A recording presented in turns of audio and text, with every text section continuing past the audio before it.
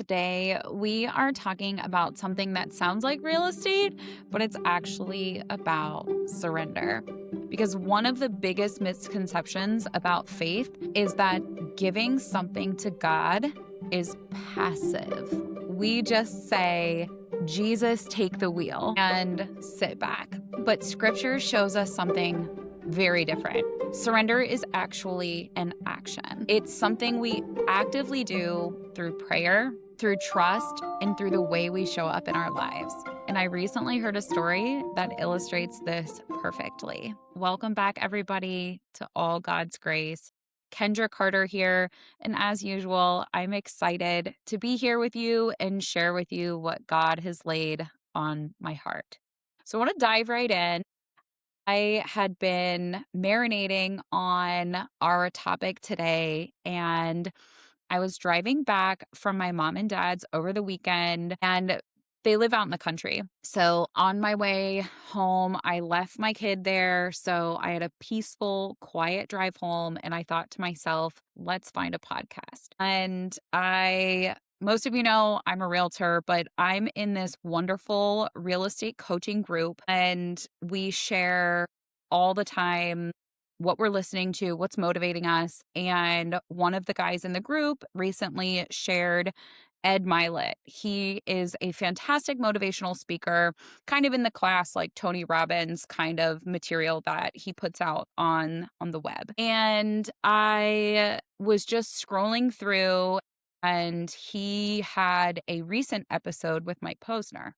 I don't know if I'm saying his name right, so excuse me if it's Posner, Mike Posner. And that immediately popped in my head because I had seen on my algorithm lately the new song that he put out. It's called I Went Back to Ibiza. And if you recall, he had a song called I Took a Pill in Ibiza. Gosh, over 10 years ago. That is insane and bananas. But I started listening to this podcast with Ed, and even Ed was shaken because it got right off into the topic of spiritual awareness and clarity, and just how Mike changed his life through these chaotic experiences that he was living in his height of celebrity and fame when he was on tour.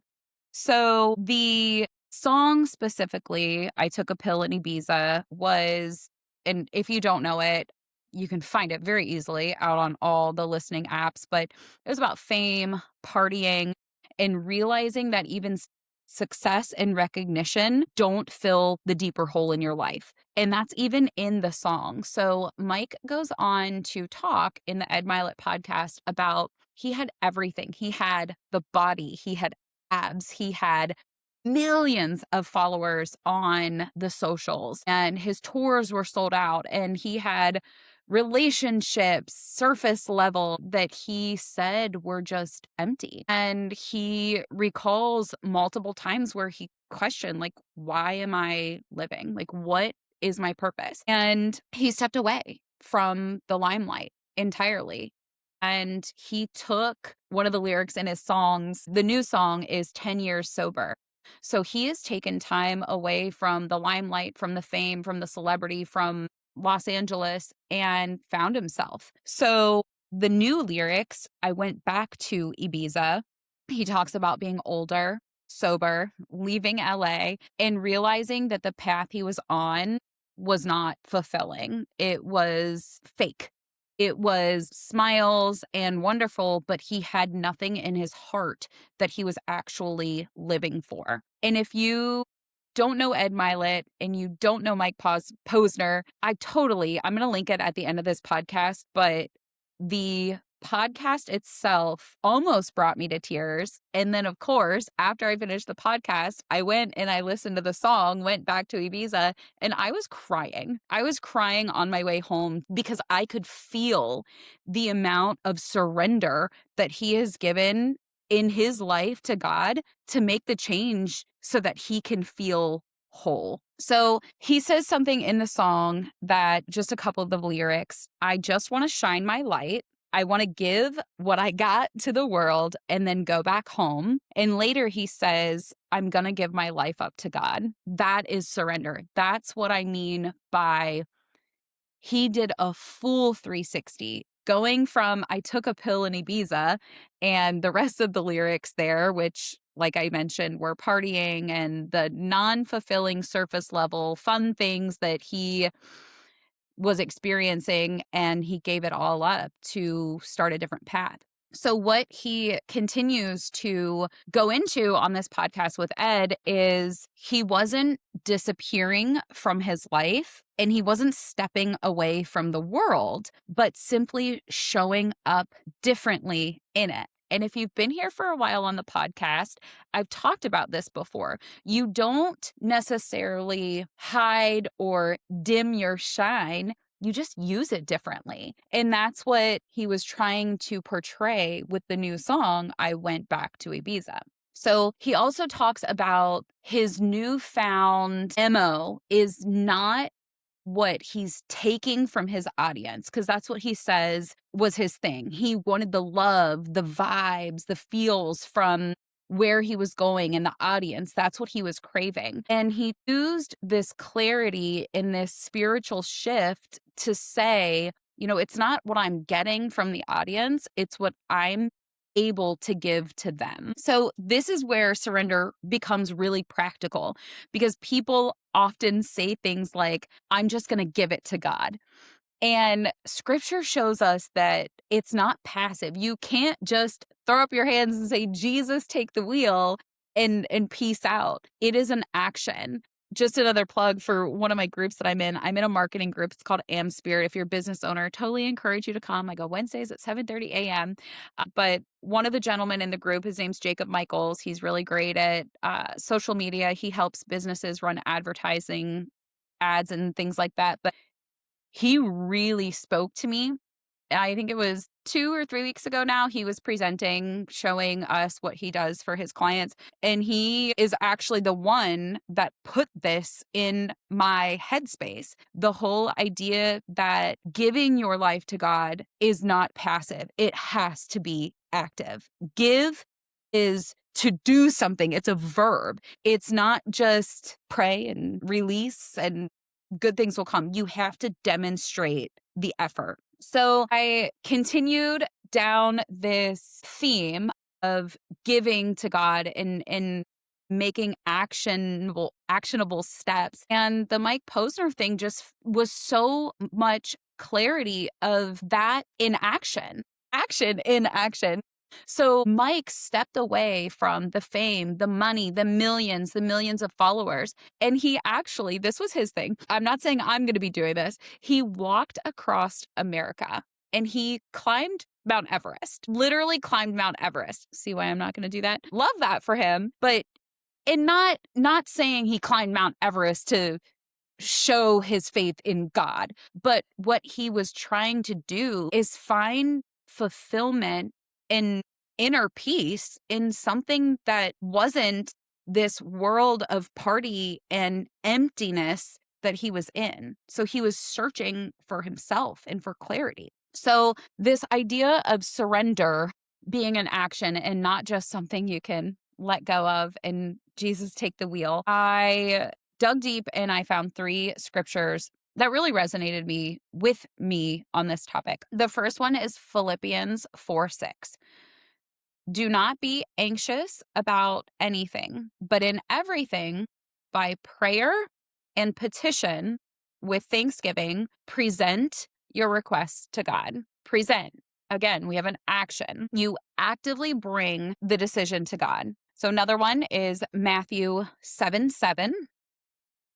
Ask and it will be given to you. Seek and you will find. Knock and the door will be opened to you. Ask, seek, and knock. Are you seeing the theme here? Those are verbs. Those are actions. You have to do them. It's not just let it go and let God, which I do like that phrase, but we're talking about the action here. So those are the verbs. Faith participates. Okay. Last one for now. I think this might be the last one though. Psalms 55:22. And again, I heard another Psalms today. Maybe it was on the Bibles app, but I feel like Psalms is just my life right now. That's where I've been living in the Bible. So Psalms 55:22 says, "Cast your burden on the Lord, and he will sustain you." Cast. Guess what? Another verb, another action. So cast, the definition is actually to throw something off of yourself. You cannot hold on to something tightly and give it to God at the same time. Surrender is intentional. It's choosing who carries what you're holding. Just so great. I love this topic. I feel like this is such a good summary and like an end cap to my last 6 months because, like Mike's story, I went through this. Now, my dark season wasn't my last 10 years. Those were actually my thriving seasons with my family, my husband, the kids. Georgie is 10 now. Bradley is 6. He's 5. I'm not looking forward to him turning 6. I want more babies. But anyway, kind of bringing this to a finale, this part of the podcast for today. They continued to talk in the Ed Milet podcast, and this was Mike's thing. He talked about your emotional set point. And to me, this really started to be like a full circle moment because I don't know if you know this about me, but one of my other hobbies is I'm a little bit of a yoga nerd. And part of one of the trainings that I went through, we had to read Viktor Frankl, Man's Search for Meaning. And that was pretty cathartic in the season of my life. I started my first 200 yoga teacher training right after my divorce. And I'd say it definitely wasn't in the thick of my divorce, but it was perfectly timed, actually. It was after the tears and the anger and the frustration settled, but I was still kind of in that, where do I go from here? Who am I now? And this book, Man's Search for Meaning, again, another one of those things on your checklist for today. So you have to watch the Ed Milet podcast. You have to look up the new song and the old one for reference for Mike Posner, and then read Man's Search for Meaning. But in that book, the main character goes through horrific things in his life. And the idea is, as long as you know your why, you can always find the joy. You can always find the upside. So Mike Posner in the podcast talks about how he went from a generally depressive demeanor to this place of constant ability to feel joy and happiness, and that ability to pour out into people instead of the sad and needing that validation from external sources. He was able to find it within himself. And I just really love how he talked about that in regards to your emotional set point. Again, this is something that came up in my yoga teacher training, where the more you do the good and the more that you reframe to feel better, the ability is there to change your mood, your status quo. There are people in my life that are kind of always down here. And then there are people that I know that are always up here. And Mike's whole point is that you can train yourself out of the low. You can. And I just thought that was so cathartic because I remember a stage, and again, there's a podcast for it. Go back to the divorce podcast. But there was just a time when everything I took personally, I would flip out. I really high anxiety. Everything was up here. And that wasn't the happiness meter. That was the chaos, the anxiety. But this idea that through surrendering to God, you can do a complete 360 and actually change your emotional set point to this baseline of joy and happiness and this mindset of, what do I have to give? Not where can I take what I need in this season, or where can I get the validation that I'm looking for. So it's just this shift in what can I give back? I just love that so much. Just a quick pause to share with you our sponsor for today's episode, Alec Moore, registered dietitian with Nutrition Collaborative. What I love about Alec is my husband and I are both working with NC at this point, but he gives us weekly workouts, weekly nutrition guidance, and then checks in with us. I'm on Fridays, but he keeps us working hard and he keeps us honest with our macros. If you have questions or interested in working with Alec and his team at NC, follow the link at the bottom of the show notes. Back to the show. So I want to pivot here and show you how surrender can actually show up in one of the biggest decisions people make in their lives, where they live, buying a home. You know it. I had to bring it back to real estate. I want to give you a few tips on how to let God choose your next house. And if you have ever bought a house, you know how emotional it can be. You walk into a kitchen and suddenly you're picturing the holidays, or you look out in the backyard and see a fence and see your dogs chasing each other or chasing a toy. You actually start to feel the feels when you see a house that meets those qualifiers or anything on your checklist. And before you know it, you're emotionally attached to something that might actually not be right for you. But what if we approach that decision a little differently? And instead of asking, is this the house I want? Ask God, is this the house you want for us? And I truly love this because I pray over all of my clients in that God will keep their decision whole. And, I often say a lot, it's not meant to be. Or it is meant to be. If it's meant to be, it will be. But really, I am praying over my clients and praying for protection and for the right decision. So the first tip we're going to go into is don't confuse pretty with peace. Just because a house is beautiful doesn't mean it's the right one. Pretty is not the same as peace. Sometimes the house you want is actually the one that God is protecting you from. So just keep that in mind. That idea of wanting something is not always going to serve us well, which goes into the second one.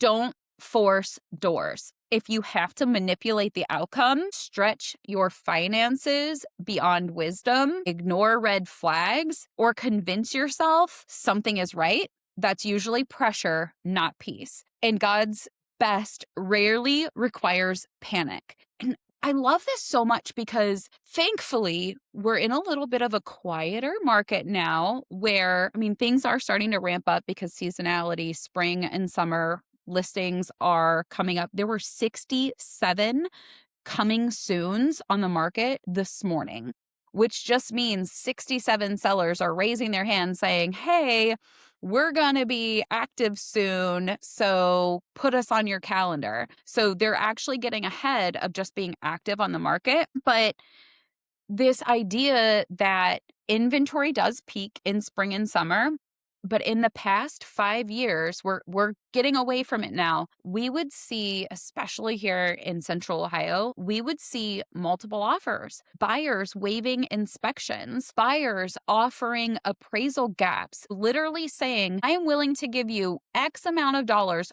over the appraised value because I want this house, which means they have negative equity. They paid more than the house is worth. So thankfully, we're getting away from that. And hopefully this next season doesn't bring a lot of that chaos or panic, but certainly slowing down, speaking with your realtor about what are your non-negotiables? What are the things that you need in the next house? And then actively praying on that search so that you don't get in this situation where you're panicking and forgetting about these big ticket things that aren't going to serve you well, like skipping inspections. I'm not saying appraisal gap won't serve you well because you never know what the situation is, but panic. Just slow down the panic so that you can have a clear mind. Now, that doesn't necessarily mean that The transactions are going to be slow. You might have to make some quick decisions, but that's even better reason to deep dive with Jesus. Start journaling about your house hunt or your house sale so that you can get ahead of the process with Jesus as well, which is number 3. Invite God into the process. And this is where the earlier verses come back. You can literally pray, God, if this house isn't right for us, close the door clearly. Protect us from emotional decisions. Give us the peace where there should be peace and conviction where there shouldn't. And that's what it looks like to actually present the decision to God. That's loud. That's a lot. That's a lot. And then number 4 is to trust closed doors. Sometimes the deals fall apart, and I have had a month. Inspection issues, financing problems. Another buyer gets the offer, multiple offer situation, but closed doors are often protection. We just don't see it yet. And that's a universal concept there. Relationships, buying a house, jobs. Final takeaway. Here's the bigger lesson. This episode actually isn't about houses. You know that. I just tied it in because it felt appropriate. But it's about surrender. It's about letting God lead the decisions that shape your life. Mike Posner, again, quoting his last song, I just want to give what I got to the world and then go back home. That's the shift that surrender creates.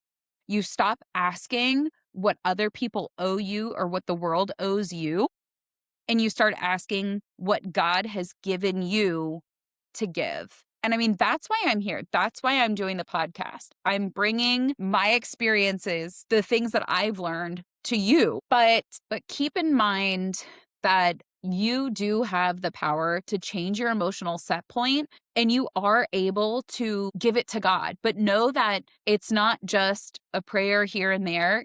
It's action. You have to show up. You have to abide.